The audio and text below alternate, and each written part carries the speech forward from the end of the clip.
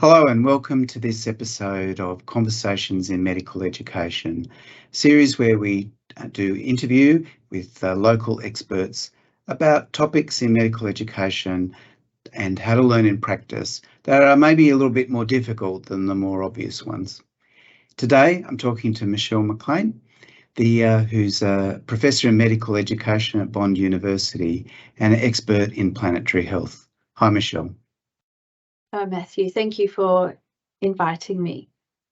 Well, it's an important topic and I'm really keen to hear what you've got to say. My first question I wanted to ask is, how did you get interested in planetary health? It's a difficult to answer exactly, and when exactly it all happened. I've always been connected to the environment, always loved nature, always knew I was going to do biology, ecology, wanted to be a marine biologist. It didn't turn out that way for various reasons. Ended up in cell biology and doing a PhD in plant pathology, believe it or not. But now with planetary health, because of what planetary health actually means, I'm almost using my one of my majors in my undergraduate degree, which was ecology. So it's a very nice link for me. So I end up going outdoors as much as I can. I work outdoors. I do bush care. It's not called land care, and have a native garden at home. So it's really something that's close to my heart. And coming to Australia, from South Africa to the Middle East to Australia, and just seeing how easy it is for environmental or ecological areas just to disappear for housing. So my burning sites are disappearing. Houses are going into that. And we know that the report, the 2022 environment report for Australia was really, really bad in terms of degradation of ecosystems, crossing of planetary boundaries, and high rate of animal extinction.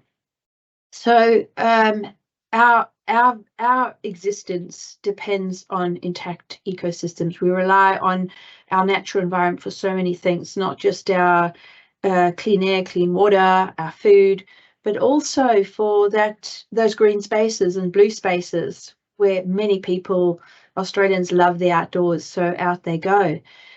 And then also working in healthcare and just looking at how wasteful the Australian healthcare system is. So planetary health is this big umbrella concept or discipline, and everything fits in. So public health, One Health, and environmentally sustainable healthcare fits under that. And so that's kind of the broad umbrella. And I was invited really soon after I got to Bond, 2011, to be part of a group called MELANS, Medical Education Leaders in Australia and New Zealand, which was under the MEDANS, which is Medical Deans of Australia. And I was asked to be there for my scholarship, my research in medical education. And so it was supposed to be 2 representatives from all the universities, the medical schools, sorry. And so me for the scholarship and someone for the curriculum, which Joe came on board for that. And the person who set this up, I said, is there anybody green on there, someone, a kindred spirit, because there's nothing going on in medical education in Australia around sustainability. And she put me in touch with someone called Lynn Madden, who is Professor of Public Health at Notre Dame, so another private university. And our conversation started in about 2017, and we formed this working group on looking at climate change. At that point, our focus was just on climate change, but we now know we have triple planetary crises of climate change, biodiversity loss, and pollution in all its forms. But at that stage, climate change was what was in the headlines. And then we got a fellow, another kindred spirit called, he's a GP, Graham Horton from Newcastle University. And so we've been the 3 who've been driving it in Australia. And so while they kind of still they've been focused on climate change, I've realized that we need that broader principle about planetary health. So looking at stable ecosystems at a global level. And so that's where it started. We suggested redesigning the AMC outcomes, the 2012 standards, and we had some suggestions around sustainability and climate change in those. And as you know, this month, July 2023, the new standards should come out. And we input that into that on at many levels. So I did it with this working group, and we published 2 papers in the MJA around the environmentally sustainable healthcare and also climate change in the curriculum. And I inputted personally, and I also inputted with one of our Indigenous colleagues, Kelly, who has subsequently left, and looking at planetary health through an Indigenous lens, because planetary health is a concept. You can look at it in several ways. There's what I call the Lancet anthropocentric one, which is the Whitney and colleagues' definition of 2015, or you can look at it from an Indigenous perspective. And I use a quotation from Nicole Redvers, who's a Canadian First Nation person, where that planetary health actually doesn't exist for Indigenous people because they have been custodians and stewards of the land forever. And any area that's natural area managed by First Indigenous people around the world, is rich in biodiversity. 80% of the world's biodiversity is in Indigenous managed land. And so if we think about our natural environment not as a commodity that we buy and sell, but as something that we're intimately connected with, because we're part of those ecosystems, then that is true planetary health. Okay, thank you. Now, some people think that planetary health is not part of the curriculum, that it's a political issue. It's something separate from being a medical professional. What would you say to them? So if our health depends on the health of our natural environment, then it's a health issue. So as I said, climate change has been the focus of most of the attention in the past. And there's these conferences every year called the COP conferences, so the Congress of Parties conference. And so we missed the 2021 because of COVID, the Glasgow one. So COP26 happened a year later, 2021 in Glasgow. And for the very first time, health was put on that climate change agenda, because it was kind of climate change is going to affect everything outside. But then with the lens of health professionals, it's going to impact on people. And it will be the projections about how many people are going to be affected by rising temperatures or rising sea levels as a result of the global warming and the changing of the ocean currents. It's millions of people. So just like once upon a time, the medical professionals endorsed smoking, remember, light up a camel, it's good for you. And then suddenly they realized how bad smoking was for you. And the health professionals had to do a 180-degree turnabout and had to start advocating for not smoking, because how bad it was for your health. And so, one of the biggest killers in the world currently is air pollution. 7 million people die a year from air pollution. 90% of those are in low and middle income countries, which are the manufacturing countries for stuff from us, right? So there's an equity issue there. The justice goes across. It's environmental justice.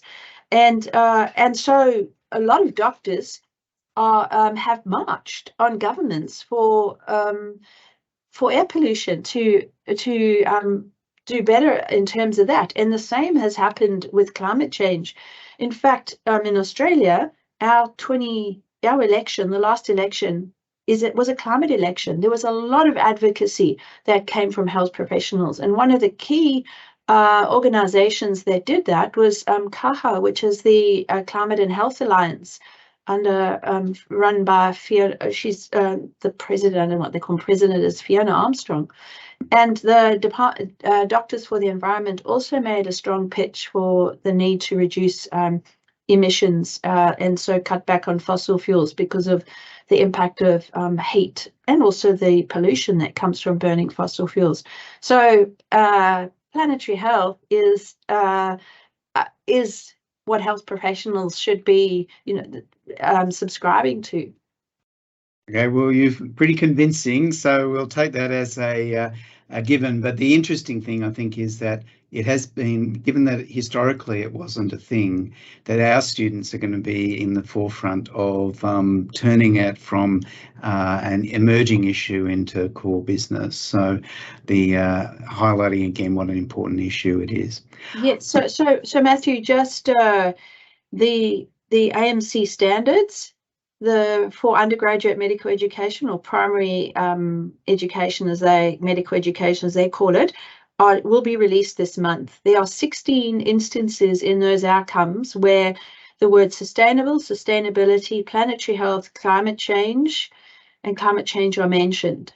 So whatever happens, if med schools have not gone on a path and introduced this, and some have nothing, some have little dots here and there. Bond is pretty good in terms of that because we've got it from first year, week 2 in first year, all the way to GP in the GP rotation in 5th year, where it's called environmentally sustainable healthcare. They're going to have to do something and report on it by July next year. So there's a year for med schools to at least put something into the curriculum to meet these new standards. Okay, well, having established that it is an important, critical part of the curriculum, it still goes to the question of, as an individual practitioner in a clinical environment, what actions you actually have to do. Understanding is good, but how do we move from understanding to action?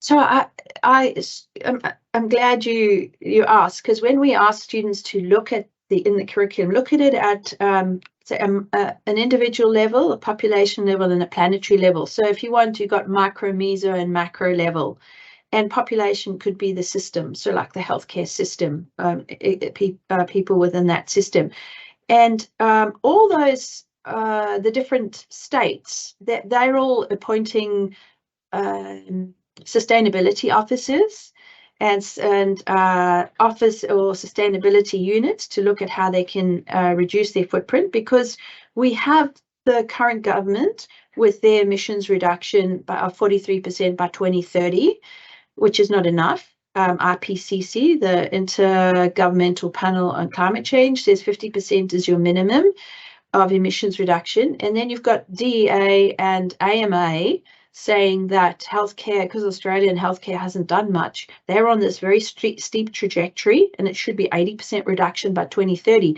So that's just 6.5 years away. So there's going to have to be massive moves happening in every single state. But they have these plans in place. For Queensland Health, for instance, by 2026, I think something like 70% of its fleet will be electric vehicles. So when you have ambulances ramping outside an ED, they're not pushing out all these fumes, and there'll be charges there for them for their electric ambulances. So the students who say come through Bond have ideas around, they're equipped through our various activities to be able to function within this system. So it's a changing system. But I also talk about that we all have a personal and a professional responsibility. So if I take me, for instance, my professional responsibility is to make sure our graduates are competent in terms of these outcomes. And I believe I've been an educational activist in this space. And my personal responsibility is how I must not only talk the talk, but I must walk the talk as well. And so students know that I cycle to work or walk to work. So today I walked to work. I don't go and buy junk food. There's a whole lot of things that you can do. There's hardly anything to throw away. Composting, just trying to reduce your footprint as much as you can. Work on what I need versus what I want, because when we want stuff, then we do the we too much. I don't want it. Do I need it? No. Do I want it? Yes, but I can hold back because it's not necessary. And you always got to think of people who don't even have enough food to feed themselves, right? There's something like 850 million people who don't have enough food every day, and yet we can throw out so much food in Australia. So interestingly, so I run this planetary health subject, a master's subject, and it's got Masters of Healthcare Innovation students and med students, and they do it for their MD. And their first assignment in week 4 is a critical reflection. So this year, one of the students did it about the waste in healthcare and the single-use stuff. And he was one of the hotspots is anesthetic gases, desflurane, for instance. And in the UK, the NHS, they've almost got rid of desflurane completely, and you can switch to isoflurane in other areas. But there was a consultant there who was still using desflurane. I don't know where it was, and he actually said he went and asked the consultant why he was still using desflurane when there are the gases with a lower global warming potential. And so I said to him, that's brave to go and do that, but it'll come in, right? It'll be mandated. The same with MDIs and DPIs, multi-drug inhalers. There's a big footprint that goes with that because of the gas, the aerosol gas, and dry powders inhalers can be used with the appropriate education with patients around using those, using one with a lower footprint. So I guess some of the things that you've pointed out there are being able to act on the things that are within your control, but the things that are perhaps outside your control, that's an advocacy role, to go to the anaesthetist and suggest a change. And maybe you've just noticed, you're aware, you're more better informed, etc., and then you're able to go and advocate for system change. Are they the sorts of things that you think that a junior doctor or an intern or even a student can do? Yes. So the assignment that students currently have in year 2, a planetary health assignment, they fill in a proposal. It's a very short proposal. We give them guidance about how they fill it in, 1,000 words. They have to pitch their idea to us around something. And that's advocacy. The skills they learn from that is be as succinct as you can to get your message across, so that when you pitch it to a registrar or a consultant, they're going to, they'll look at it favorably. You don't want to send them go and do some more research, or go and tell me exactly what you want to do. I don't understand what you've written here. So we've changed the theme this year to well-being, and so mental health in young people is really high in Australia, and eco-anxiety and climate anxiety. And so a lot of them are developing resources to address that, in medical students and young people in Australia. And so it really is advocacy. That proposal is around advocacy. We want to do this, and they have to use design thinking or systems thinking. So 2 very, very valuable competencies or skills that they need to learn. So advocacy plus using systems or design thinking. So hopefully they can apply that to practice later on. Go, oh yeah, remember we did that in year 2. Yeah, well, the systems thinking and design thinking are core skills for any sort of change to be effective in your advocacy and in your quality improvement objectives. So a lot of this seems to depend upon being well informed about the options for practice, which might have a lower footprint or lead to a better planetary health outcome. So where do you recommend that students go to be better informed about the options for practice that they could recommend or advocate for? So I recommend to students, and so I would recommend to anybody working in healthcare, that if they join up with Doctors for the Environment, they will have a wealth of resources available to them. And the same with CAHA, the Climate and Health Alliance. There are lots of resources there. Very often, when I had mentioned about patient education, so you have to negotiate with patients around what they will use. You mean shared decision-making process. It's not I tell you what to do, that paternalistic one, but like you have to make this case to patients why they should go for medication that has a lower footprint or no, like, you know, low back pain, for instance. There's choosing wisely will say there's really no unless they're red flags, you don't have to do any imaging. But very often patients will come and say, I want a CT scan or, you know, an MRI of my back, whatever the case might be. So it's having that conversation about, well, that's not really what needs to happen here. Let's do something else so we can try it. This is where the personal and professional comes in as well. If you're advocating something to patients, so you know, we know chronic illness is quite high in Australia. 47% of Australians have one or more chronic illnesses, so it's got a big footprint on the healthcare system. If you're advocating for someone who is overweight or obese through poor lifestyle, we understand there's lots of other reasons, but through poor lifestyle, and you're going, you need sort of more active transport, you know, to get out there, do the exercise, and to eat a healthier diet. You have to walk the walk and talk the talk. You've got to be doing the same thing. You know, you can't advocate it if your diet is deficient in vegetables and you're eating lots of junk food. You have to be practicing what you preach. Yep. Or preach, yeah. So you've suggested some sort of practical activities that students can do, some ways of practicing that help improve planetary health. Is there anything else that students should be doing to learn how to be a better planetary health practitioner? I think it's probably what I've already said, you know, is our students have enough exposure to the issues and you know, there's a lot of doom and gloom. It's coming, you know, things are happening. The planet is warming and the sea level is rising and people are going to be affected. You know, the floods and the fires of the last couple of years has led to a lot of PTSD in Australia. And people in Lismore, for instance, more than a year later, still haven't got they haven't been compensated. And just last week, there was an announcement that so many of them have been declined compensation. And so this house didn't get a neighbour, and it's just it sort of doesn't make any sense. So I know that the federal government is going to look into that because it's New South Wales. They promised and haven't delivered. The same with you know, our neighbours, Torres Strait Islanders.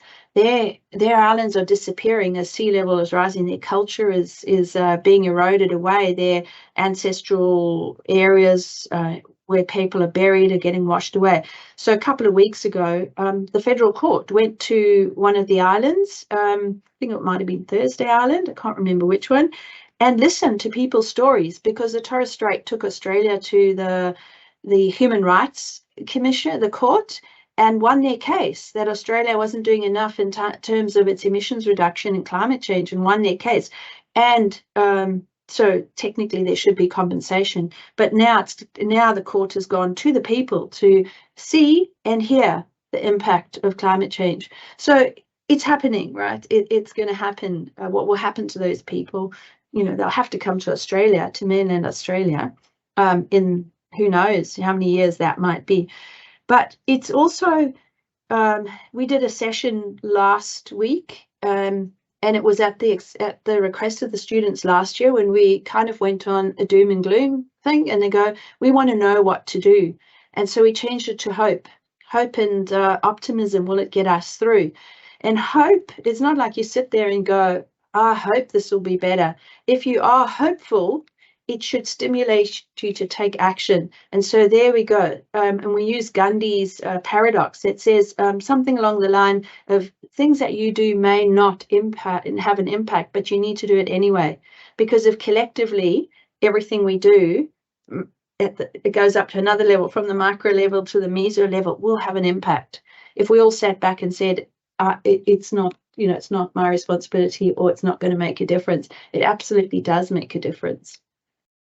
Well, thank you, Michelle. I think that's a good note for us to finish on. It's an important motivation for us all. And I think with any education, the first step is to be able to motivate people to learn what they need to learn and do what they need to do. So you've highlighted some really, you've highlighted the importance of the problem, some practical steps we can do to change things that were in our practice, to adjust our practice in ways that lead to better planetary health outcomes, and to advocate for those things where we don't have control, all in the context of walking the walk, as well as talking the talk of doing the personal things that can make a difference as well. So I think that's a fabulous guide to what we can do to learn to be better doctors and better doctors for the planet, as well as for our patients and community. So thank you, and I hope that our listeners have enjoyed this conversation. Thank you, Matthew.